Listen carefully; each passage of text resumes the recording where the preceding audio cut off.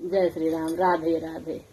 आज मैं एक लाचारी गा रही हूँ बहुत सुंदर कि सुनैना के अंगनवा में जनकपुर में पहुनवा राघव पहुना बन के गए हैं राघव जी। तो आप लोग सुनिए और लाइक शेयर सब्सक्राइब जरूर कीजिए। सुनीला सुनैना के आंगनवा पहुनवा राघव, सुनीला सुनैना के आंगनवा पहुनवा राघव। हे हो पहुनवा राघव, सिया के सजनवा राघव।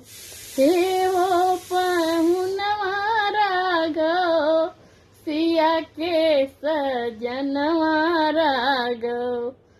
सुनीला सुनैना के आंगनवा पहुनवा राघव, सुनीला सुनैना के आंगनवा पहुनवा राघव। सिरे मौरिया शोभै, अंगवा में सुटवा शोभै। सिरे मौरिया शोभै, अंगवा में सुटवा शोभै। लीलरा पर शोभे ला चंदनवा, हो पहुनवा राघव। लीलरा पर सोहे ला चंदनवा पहुनवा राघव।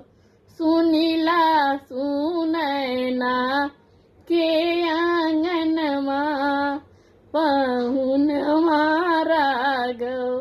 हे हो पहुनवा राघव, सिया के सजनवा राघव। हे हो पहुनवा राघव, सिया के सजनवा राघव।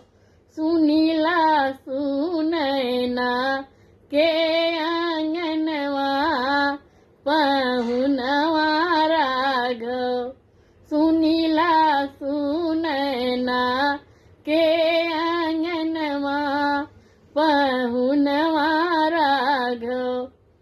कनवा में बाला शोभै, गरवा में हरवा शोभै।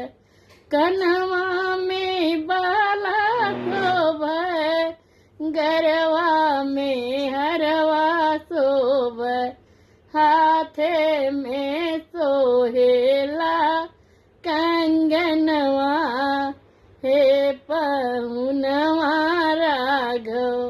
हाथे में सोहे ला कंगनवा पहुनवा राघव।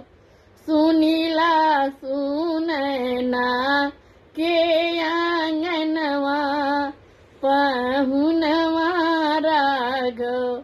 हे हो पहुनवा राघव, सिया के सजनवा राघव। हे हो पहुनवा राघव, सिया के सजनवा राघव। सुनीला सुनैना के